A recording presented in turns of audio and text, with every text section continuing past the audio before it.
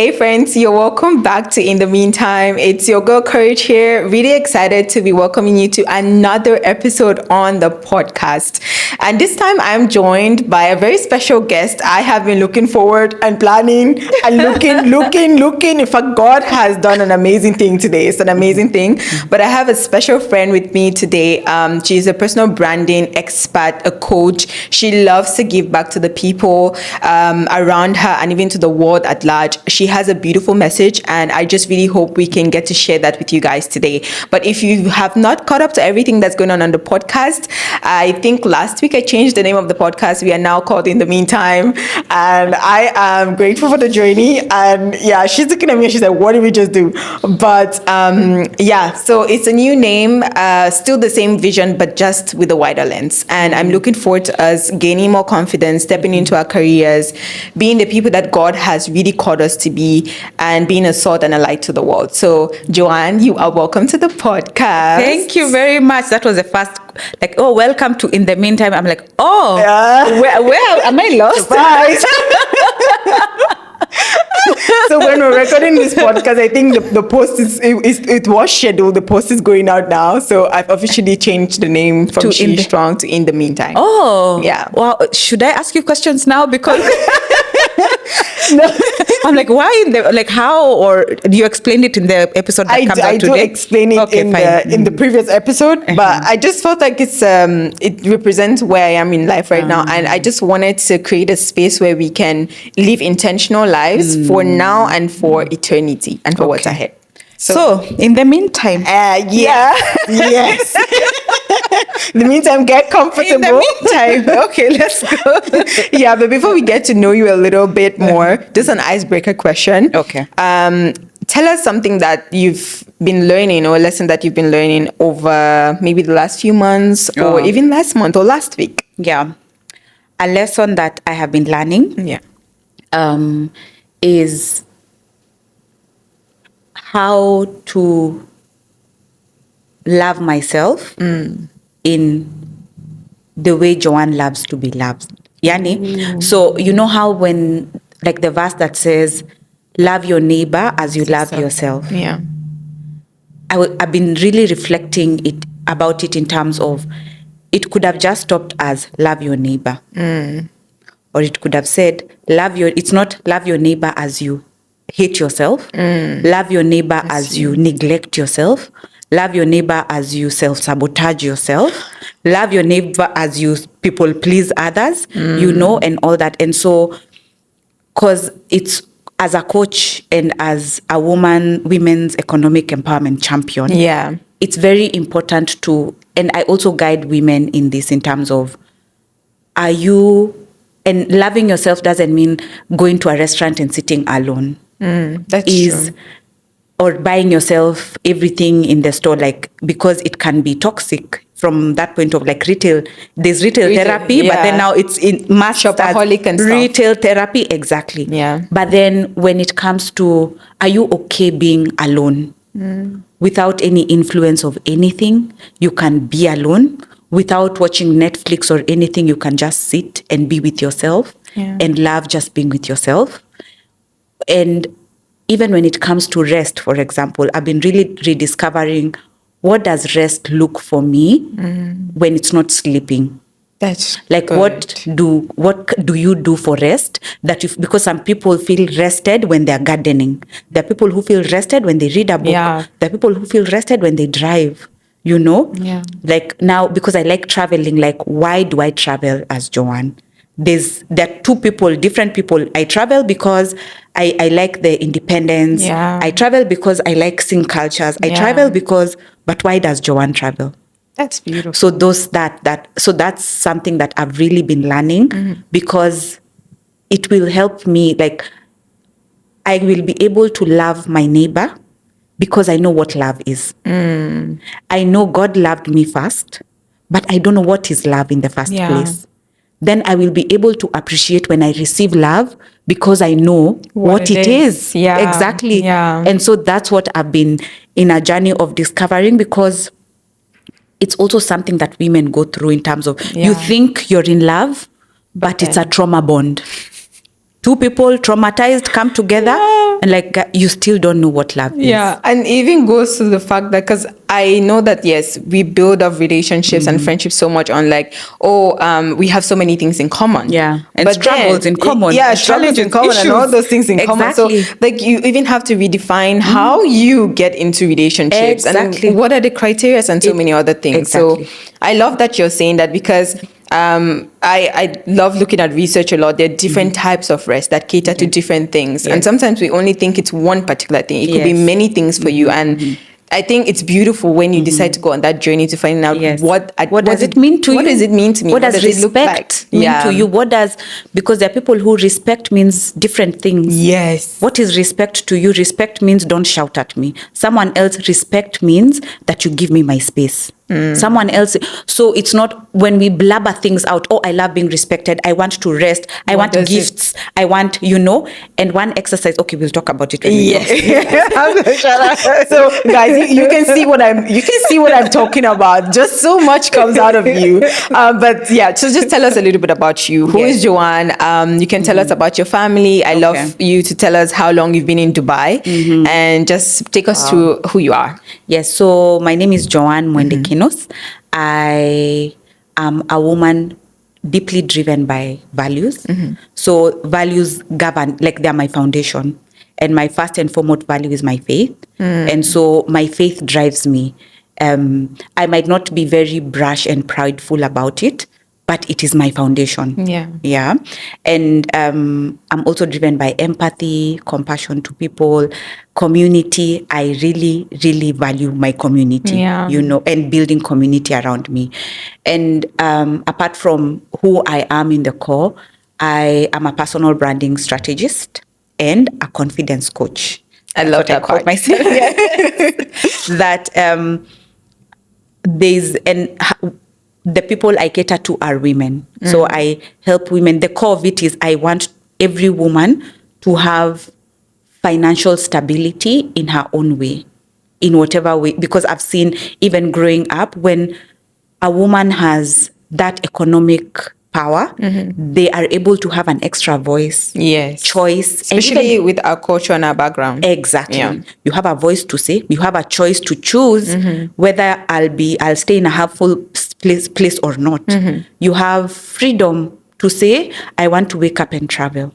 I want to wake up and read a book. I want to, I don't want to go to work today and all that. And the way this world works, it works around like that economic power. And so when women have it, I feel like it helps them even make decisions, because women are like nurturers. You make decisions for yourself, for your family, for your children. About everyone else. Exactly. Yes. So, and the underlying part of it is I've seen many women now self-sabotage in terms of low self-esteem, lack of confidence, and that really holds them down in terms of, now how are you going to make money when your mindset is you're in your shame and you don't want to get out of it, all that. And so those are the women I work with. So in Dubai, I work under my company, Uniquely Branded. And so I coach women from the corporate space to mainly now women who are running their own businesses to just be bold about running their businesses and not feel, there's that shyness of, am I too much? Am I saying too much? Baby all girl, that. be too much. No, but these are not questions that, like the other day I ran a conference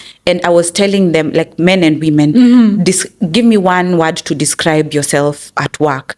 And you would know these ones are men and these ones are women in terms of the words they use. And there's no word that a man would use that they're too much. But that's a mostly feminine, way of describing how they are and how they take themselves professionally. And so on top of what I do now in my coaching work and in my personal branding company, I also run a nonprofit in Luluthamani, which is founded on helping rural women get now this economic empowerment and get out. So that's at my core, and that's what I love. I really love doing.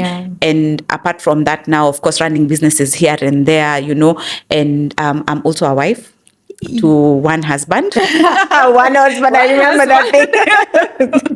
He's called Daniel and he's a pastor.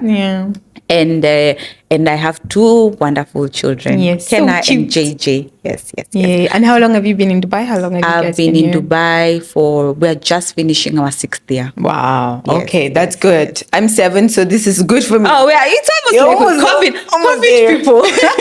Yes, almost there. We just came then COVID. Yeah, and then Yes, COVID, yes, but then yes. it was just like another season too. Yes. Oh. Yeah. But so you talked about you working with a lot of women, you do Yeah. personal branding, you do confidence coaching. So I'll just start off with that part because I really wanted us to talk about personal branding today. Yes. That's the whole point of this particular episode, especially with where I'm now taking the podcast to. Like, I don't know, I just found a certain level of freedom, I think, and every single day has been a step forward for me. Yeah. I feel like it's still something that I'm working on and gradually moving towards. But I do know that you can still be ambitious, but at the same time, you are well rested. You can still, you can still be the person that you need to be without putting on a persona or trying to be someone that you're not or trying to fake it till you make it. Even though I know that you need to, I don't really agree with that fake it till you make it thing. I do think that you take more action till you are comfortable doing that thing, because it's who you are. You're not like faking it. You're just taking more action to be more confident in the thing that you're doing. Yeah. But I've seen there's this imbalance of like women struggling within themselves, like you talked about self-sabotaging. There's this low self-esteem thing, and I think it all boils down to the fact that there is this one path that has been painted for us, that this is how that career woman looks like, this is what they do, this is, you cannot be or you cannot even have a bad hair day. This one always gets me. Like there's some days where you just wake up and it's not that day, and you're a woman, so you have cycles. You have to also understand that you have cycles. You have days where you're really up and there's so productive, and then there's a day where you actually need to rest.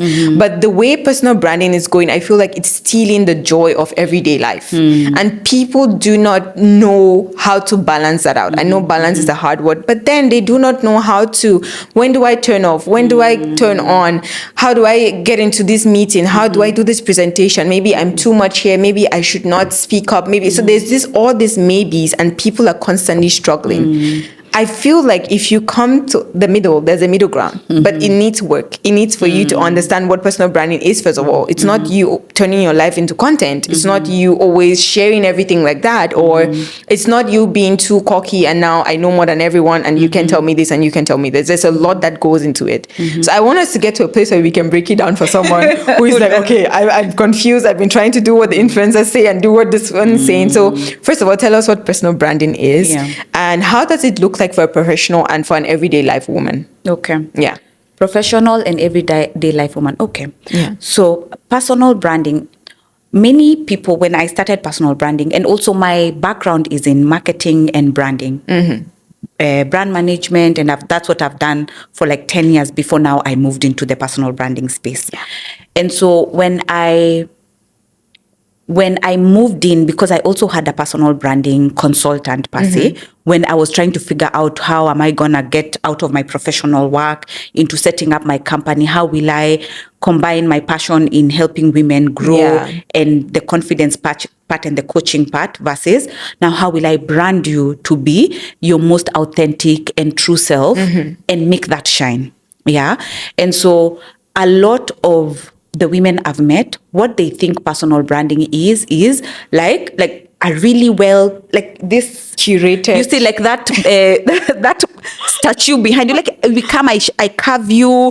By the time I give you out, you're like, woo. Who's that lady out there? The professional photo, the heels and the what and the bag and all that. But one thing I know, a personal brand is just a human being, like a personal brand. And the difference between, for example, this microphone brand and me as a person is the only thing that this microphone brand needs to do is to talk and amplify my voice. Yes. When it doesn't do that, we throw and buy another one. Yeah. It's the only thing that it is made to do. Every advertisement and everything that it needs to do is that. And that's what now I've been doing for over a decade. Taking something and even humanizing it, adding a voice, adding an emotion and feeling, but it's just a microphone that needs to talk. Versus now a person. A person is multifaceted. Yes. You have hobbies, You have your professional life, you have your personal life in terms of what do you like doing, you have friends, you have a community, you have your story, you have your challenges, you have your shame, you have all these things. And why I enjoy working with personal brands is because each brand is very unique. There's no day one person will be the same as the other. Yeah. There's no, and from now, that's why it's called uniquely branded, because everyone is unique in their way. Oh, wow. And that's a Bible. It's Psalms 139:14. Yeah. That it says you're beautifully and wonderfully made. Everyone, even though you're twins, you are different. Even though you are siblings, you are all different and created for your own way and in your own purpose. Yeah. And so the idea of a person's brand needs to look like X. Everyone has their own journey and everyone has their point of uniqueness and authenticity that now they come to people like me to say, okay, this is who I am.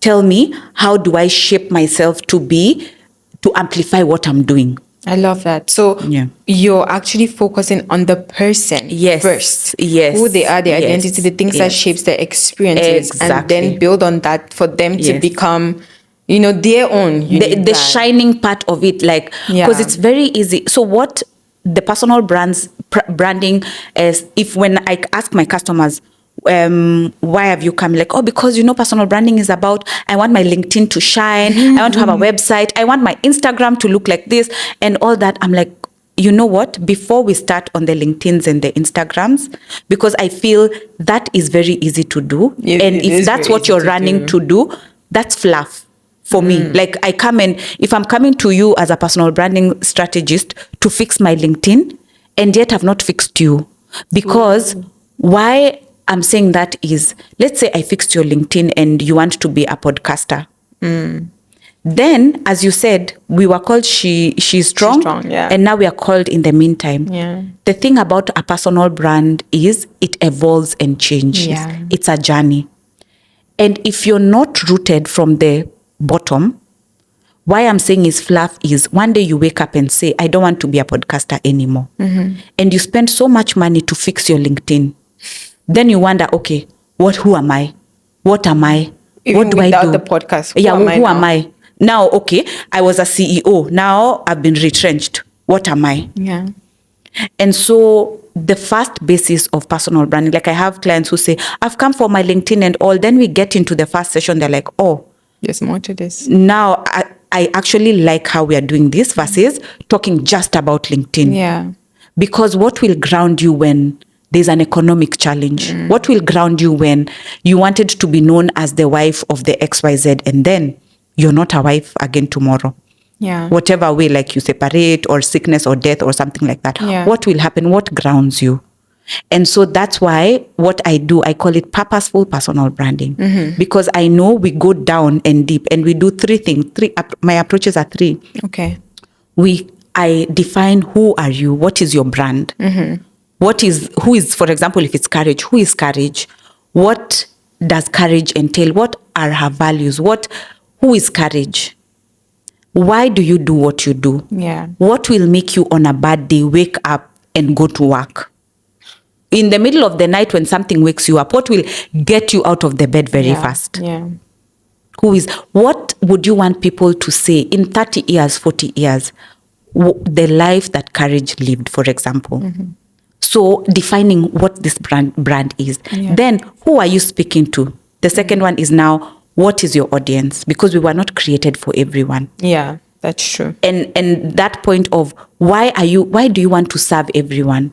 Why do you want to become, I don't know, yes, you can become the 5 million and being followed by I don't know how many people, but for what purpose? So who is your audience? And maybe you're that person. So, okay, good. You're the audience of everyone. So what are you giving them? And then the last thing now is the LinkedIns and the Instagrams. How do we connect these two? How do we connect your brand and your audience? But why do you think people always start with number 3? The LinkedIn and Instagram, and with how it looks, maybe their because that's easier. That's very easy to do. The LinkedIn and the Instagrams, they are the easiest to do, things, and they are the easiest to sell because and it's easy work. Because you don't want to come to a session and be told, hey, can you think about why you exist? That's hard work. Especially That's when you're mind like, work. oh, I'm going for this coaching thing. Yeah. She's going to do this with me. And then you're like, oh, she's like, I need She's to get to telling the me core mindset, of who you are. you Yeah. know, and me, I've come, I just want, and there are people who come in and say, I want to fix my personal brand. Why? Someone says, I just want to get more money. I'm like, good, let's get more money. Yeah. But then, are we looking at it in the right way? You want to get more money by selling cups. What about tomorrow? They say we've banned plastic cups. Yeah. The ones that, what are you going to do? Yeah. You know? And I want to leave you knowing that you are strong in your identity in terms of your inner journey, and resilience is strong enough to sit down and fix this third part. Because believe it or not, like, you can chat GPT LinkedIn and Instagram. Yes. You can chat GPT your audience where they are, but you can't chat GPT who you are. Who you are. You can't chat GPT and say, what are my values? Yeah. Why do I exist? My story and everything. What are they informing me today? ChatGPT will give you guiding questions, but they cannot do the work for you. That's true.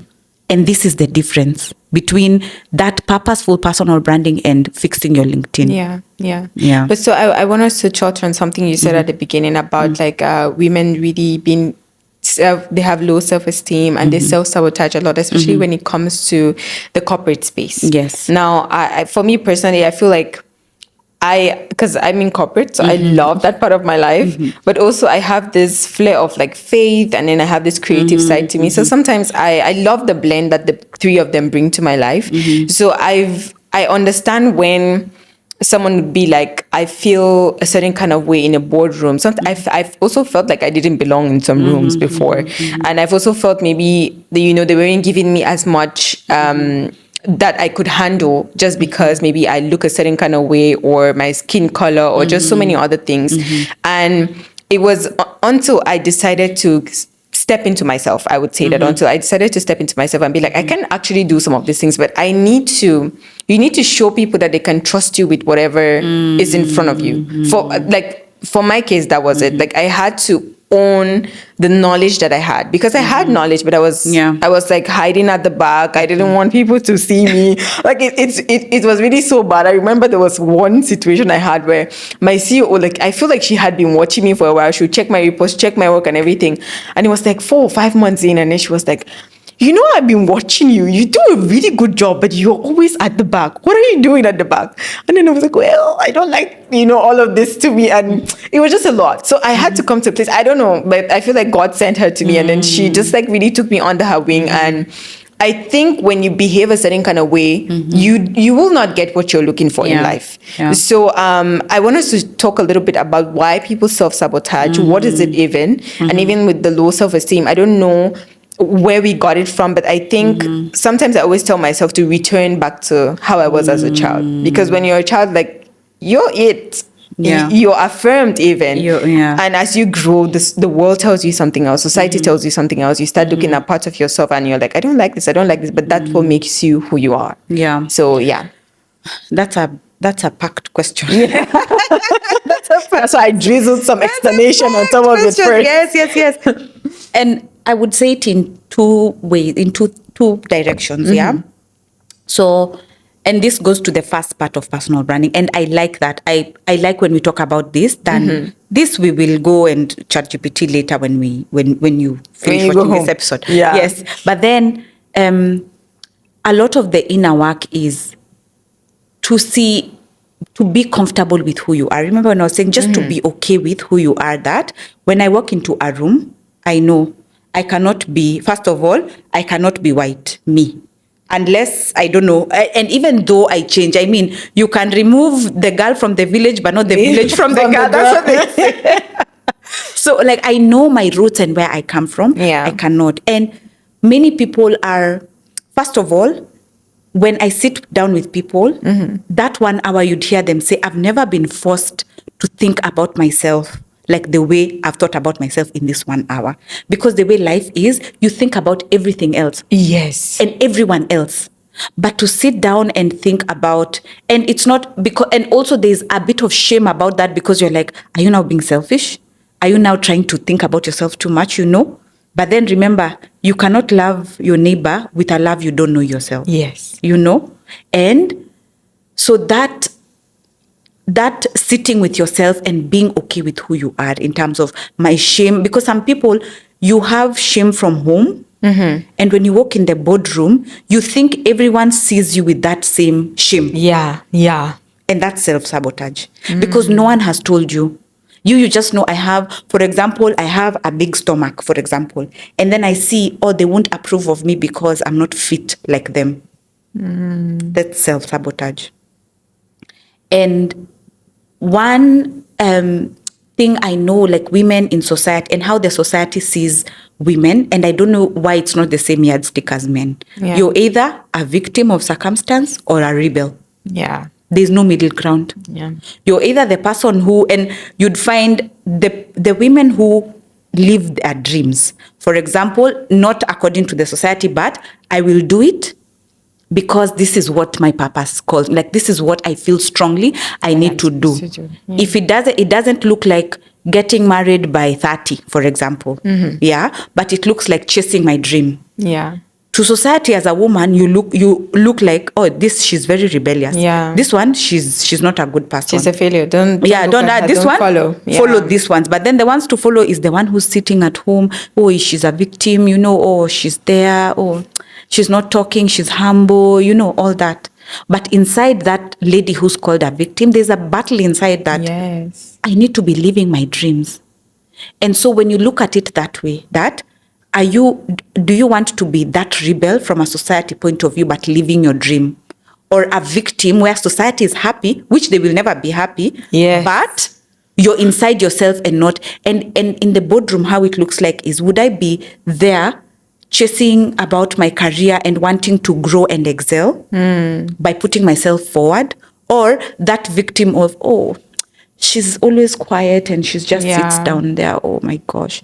Yeah, we would give her promotion, but she doesn't do anything. She doesn't speak. She works and goes home, those people. Yeah. Versus this one does the homework, prepares for the meeting, comes in, talks and airs her voice out, because there is power in our uniqueness. Yes. In terms of even in, for example, designing a cup. I've seen it because I've done the branding work and the consumer comes first. Yeah. And so especially in Dubai, how multicultural we are, I've gotten into spaces where I'm the only Kenyan, I'm the only African, I'm the only, the only. But then the day I realized my voice actually matters, and the only mom, and the only guys, you're designing this as this, but as a mom, it's hard to use this cup and just saying one thing like that, it changes the trajectory of the ideas and the business. Yeah. But you have to voice out for people to see your value. Yeah. And sometimes it looks like, I need to say the insights and the statistics and what. But sometimes it's just your point of view, how I'm seeing us going, I don't think will go well because XYZ, and that's my point of view. I think sometimes why people stop themselves from even voicing their opinions is because we put a lot of pressure on ourselves to sound a certain way, or to want the idea to come out perfect, or to want it to be digestible. When you're talking about it, if you don't see a certain kind of response from people, you're like, maybe I'm failing, or maybe this is not making sense. But the thing is, we have to understand that even when it comes to communication, people respond differently too when you speak, and people also listen differently. Yeah. So I think I just wanted to ask you, what are some of your few tips and tricks? Because I feel like we all have a little tips and tricks here when it comes to not shrinking back anymore and, taking up space in the way that you need to take up space. And I think you mentioned something which I really just want to highlight when you talked about you can't really please everyone, or you can. I just really feel like for women, especially for women, it's a very big deal for us because you make decisions and you live your life. Mainly for other people. A big part of that is for other people. But I think you need to get to a place where you're like, you cannot really please everyone. You're not going to be digestible to everyone. And until you get to that point where you're like, I really let this go and I'm going to live life the way that I really feel deeply that I've been called to live it. And especially if you're someone of faith, that is deeply rooted in God and he's leading you and he's taking you there. So I feel like for me, that's part of why I would have confidence in obeying the things that God has placed in my heart. So you don't really need permission to show up in the way that you need to show up in the world. Just go do it. Yeah. But then just give us a few tips And and tricks, yeah. tricks for like Yes. people who are like shrinking and hiding at the back. So, hi, backbenchers. Listen. So, I would say the first thing is, and one of the main things is just being intentional with how you live. Yeah. Not living as if I'm living a, for example, life. But this is the life. This today is the life. You do not live as if you're waiting for a future, because sometimes we idolize a future and forget today. We idolize, like, for example, the day I will become the CEO of this company, the day I will be married, I won't be here anymore. Bye, guys. The day Bye, guys. the day I will be a mom, or I'll go for maternity leave, I'll just sit at home and all that. And so living for today in a way that, of course, don't be blind of the future you want to create, but a realistic future that you know, okay, fine, I'm planning for a marriage, but that's not something in control, because the other control is I don't have a partner yet. Yeah. So, yeah. But living an intentional life for how can I live today in the most authentic way I can live, in terms of sitting down and taking track and taking tabs. The way you take tabs of your budget is taking tabs of how you're living your goals and your habits and your boundaries and all that. So that being said, because you cannot exercise the rest of the things if you're not intentional about living life in the first place. Yeah. The second thing is, are you chasing perfection or excellence? We have been brought up, remember when you gave that, and I like that example of how we were brought up when we were young. Yeah. Then we got into the school system where there was a grading system. Yes. The ones who get A's, B's, and the ones who get D's and E's. A grading system. Yeah. And so that's where the idea of perfection came in terms of there's a grading system, and the good ones and the rewarded ones are the ones who get A's. And the rest of us, we just have to strive for that. But now in the world where now after school and all that, wherever we are in, it's, am I living for a grading system? And grading system looks like the way you're saying, when I walk into a boardroom, I need to sound like, I need to sound like a CEO, 5 ways in how you, but that is not sounding like you. You're trying to sound like something that you've put in your head. That this is the way okay, it works. when I walk into the room, am I the best fit shape that people can say, oh, wow, oh, wow. When you open your mouth in a meeting room, if someone doesn't say, hey, good point, courage, good point, tomorrow will you open your mouth? That is living for perfection. And living for excellence is, when I walk into that room, I will be the best self I've prepared for the meeting. So I will talk in that meeting, and that is done. Yeah. Done is not when someone says good point. Done is, I write like what is in my control. Yeah. Excellence. When I write that email, I've written the email in the best possible way in terms of explaining my points and all. Not in the way of, I've seen an email coming in, it has graphics, it has a GIF inside, it has what? And I want to do it the same way. I want to do it the same way. The thing about perfection, it's outward. But excellence is inside. Yeah. And we always keep on chasing perfection in the grand scheme. And they say perfection is the killer of progress, because you always want to just be perfect. Yeah. But perfection based on what? Based on someone else's lane. Yeah. Excellence is based on your lane. And when you wake up in the morning and say, this is what excellence looks for me, and we are not saying you cannot bypass hard work. Yeah. All of us need to work very hard. So what does that look? What does excellence look like? From my health, for my work, for my spiritual life, for my social life, showing up for my family and friends. What does that look like? Because it's also, my sibling gave 100 dirhams and me, I have 20. So I need to borrow to get the 100 so that I can be number one. No. Yeah, you know. Yeah, but then you see, those are the battles that we go through. Then when when your standard is yourself and the excellent standard, you can even create boundaries around it, that okay, is my grading system outside or my grading system is inside? Yeah. One of the things we were going through in last week was the creation story. I was reading through the creation story, and I had someone say that every time God finished creating something, he said, it is good. It is good. It is good. at the end of the day, it is very good. Not, well, he's God. There was no existence of anything before. But in our own unique paths and our own unique journeys, the way we are saying, we're living intentionally and saying, this is my grading system. I work this way. I network this way. I communicate this way. Because you don't have to be the most. There are people who communicate really well.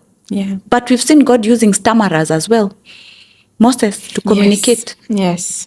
And do we sit down and say, wow, I sent that email. It is good. I dressed up and went out of my house instead of staying. It is good. I talked in that meeting. It is good. I showed up at work even when I was nervous. It is good. Yeah. You know, because you have an expectation and a commitment at work. You signed a contract. Yeah. And you've shown up in your best capability, that you sleep and say, that was a good day. I love that so much. Now this is what I'm going to start doing. Like, it is good. It is good. Yeah, it is good. And I think in many ways it helps you to start trusting yourself a little bit more. Yeah. Like you're now like someone because what I try to do with myself is I try to keep my word to myself. And that's what helps me to trust myself, even in situations where I should be maybe asking 50 people for their opinion. But I'm just like, I really trust what I'm doing right now because I've seen myself come through for me so many times and actually kept my word to myself. So I think like this is what I always tell people. When you make promises to yourself, before you're even keeping it to everyone else, like try to do what you say you will do. Yeah. In whatever circumstance it is. Yes. And it will reflect even in your work. It will reflect in your work. I think I had this situation with one of my colleagues where he never reads the emails. He asks for your opinions for everything. Are you sure I heard this right? Did the CEO say this? He asked like so many times, and I'm like, she said this. Like, why are you doing it? Because it just showed, in a way, he always replied with like, I just want to make sure. I'm not sure I heard properly. I'm not sure I'm doing the right thing. I'm not sure.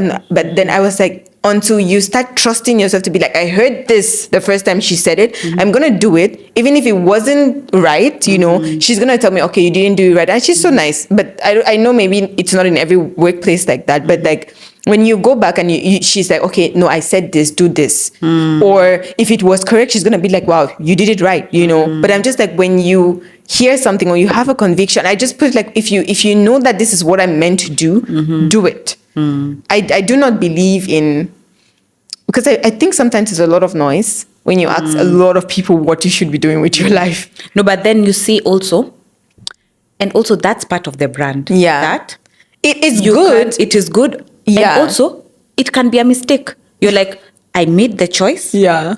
Things went south. I will own it.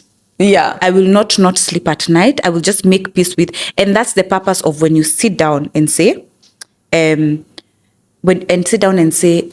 was it a good day? Because not all days are like perfectly good. Yeah. But perfectly good, you know? Yeah. But did I do what I needed to do? Did it go well or bad? Yes, it's my mistake. And you can I own learn the from consequences and I will move. Yeah. I will not let that mistake hover over me all the time and say, oh, do not make another choice. Or because, you know, you make that's being human. Yeah. And I say that because I've seen this so many times before. You make that wrong decision, or how should I put it? Sometimes we ask a lot of opinion and people give us ideas or sometimes from the good place, and sometimes they don't really even check in with themselves. And we've seen cases where people also be like, God told me to tell you this. Those are some things that, for me, I feel like, from there, that's where I'm just like, No, from a psychology point of view, people will respond to anything you put out, whether on social media, whether you talk, whether an email, whether you write a text, from their perspective, not from your perspective. So they will take it from their reality, and how the reality looks like when you talk about X. And so they will respond from their perspective. And that's why when you say you go back and look at yourself and all that, because you know you're guided by God and you're guided by His Spirit and all that, that's where the confidence should come from. Because even me, I can't sit down and say I am confident based on what. There are people who are confident based on the car they drive, the house they live in, the shoes they wear, and the clothes they wear. But the true confidence is that foundation. Where does your real confidence come from when you don't have those material things? Yeah. Yes. And I think from half of everything that I've heard you say, like from time to time, you keep bringing it up, like you have to sit down with yourself and you have to get to know who you are. Write it down. I always say a paper and a pen does so much magic. Write it down. What do I like? What do I value? How does respect look like for me? How does love look like for me? What does a safe space, what are all of those things? Until you sit down with yourself and write down all of those things, you will not be able to identify it or see it or even walk towards the direction that you want your life to go in. Yes. Yeah. So let's just close it off with a little bit of confidence. Yes. Because I know it's such a big thing right now. People are always looking for more ways to be more confident, because I somehow feel like in all of us, though I was corrected that not everyone thinks like this, but I think in all of us there's a seed of greatness. And it could be, maybe that seed could be for you serving 2 people, 3 people, some 1 million, some 1,000. So we all have a certain seed in us to serve the people around us and even beyond. So that thing is always itching. And for it to come out, you're going to start asking big questions like, how do I become that person? How do I step into this? And I realized confidence is always at the center of it, because people they self-sabotage, or they're like, I don't think I'm fit for this. I'm not able to do this. I don't think, people would listen to me if I call them, if I talk, if I do this. So, how can someone build confidence? And what can you say to maybe another woman in Dubai trying to navigate their way through changes, transitions, building a brand, especially in a world where there's so much noise of who you should be, how you should look, how your Instagram should look, or how you should show up? What can you tell them? And I'll start with the last question first. Yes, okay. So the last question. Let me tell the woman. Because I would say, you see, all these things we've talked about, I've not said things like write notes in meetings and all that. Yeah. I'm touching the inside in terms of the perfection excellence, the mindset, what you're thinking of and all. And one exercise I would encourage women to do, is, because for me, it's if you accept yourself and you're clear with who you are, what you like, what you don't like, the boundaries you place in your life, you will know how to inform others how to give it to you. And also you will know how to give it to others. But a lot of times we get lost trying to please others. And yet when you're asked, and you, if I came and asked you, hey, what about you? You're like, oh, by the way, what about me? And I don't think you can give from a place that of you don't know. Yeah. And one exercise I would want, like from a loving yourself point of view, in terms of how, if we take, the love languages, the 5 of them. If you take the 5 languages, acts of service, gifts, words of affirmation, quality time, and physical touch. 5. Because the love languages are how do you want to be given. But if you were to give yourself from these 5, because when I tell you how do you love yourself, there's already a formula that you can look at the 5 and say, if I'm expecting someone else to give me acts of service, how can I do it to myself? If I'm expecting someone to give me gifts, how does that look like to myself? Because then you won't know how to give someone gifts. If you don't know how to, and you don't know even the gifts you like someone says, oh, I want, but which ones do you like? And then you're able to ask courage, which ones do you like? Like for me, I like XYZ. What would you like my neighbor? Because I want to love you like I love myself. So I think it starts from that self-sabotage. When you walk into a room, now I'll go into answering the first question about confidence. The number one thing that gives confidence, and I'll give 5. Number one thing is clarity. When you're clear on who you are as a person, you get confidence to go. When you're clear of the value you add in that office, when you're clear of my identity, like I know I am Black, I am a woman, I am a mom, I am this size, either plus size or I don't know, whatever. When I am, no one will tell me on my face, you're black, and I will cry. Because already I know. Yeah. You know? So clarity gives confidence. Yeah. And that clarity is, are you willing to sit down with yourself and make it clear? Yeah. And And your shame as well, like, he broke up with you. You start, yes, it's not bad to cry, but if you've already made peace with it, you've gone to therapy, you've done all those things, when someone tells you on an office space, because that's when women in leadership, as you go, there's always, and when you see in the news, there's always something to shame a woman about. Yeah. She woke up and she had her period. One person will go cry in the toilet. The other one is like, yeah, it's periods. Yeah. What, you know?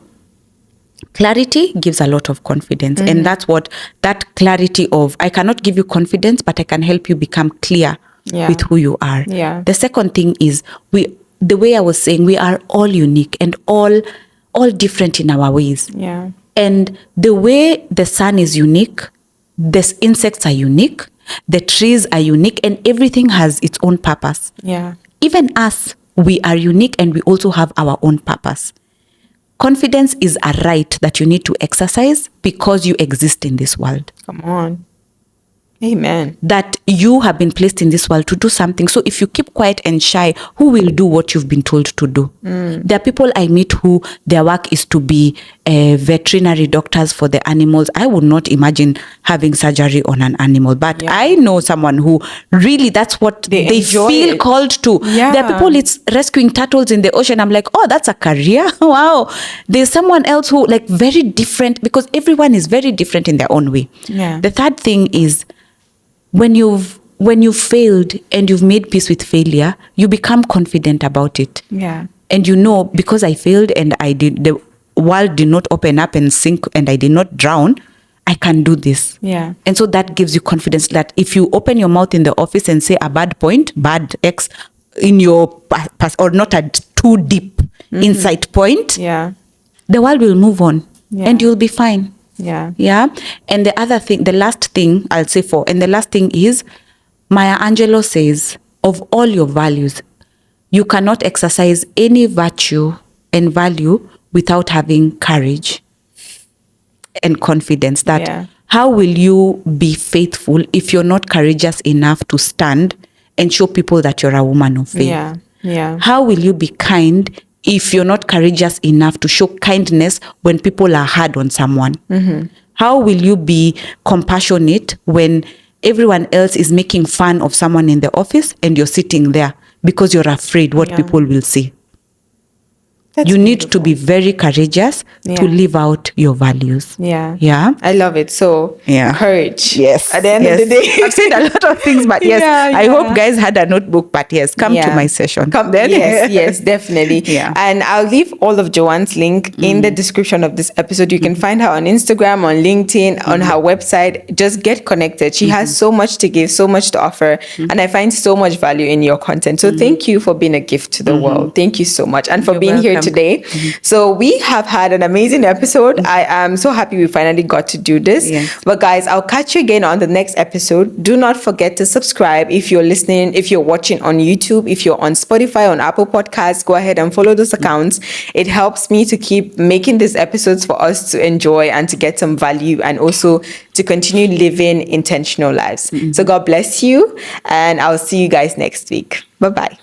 Bye. Thank you.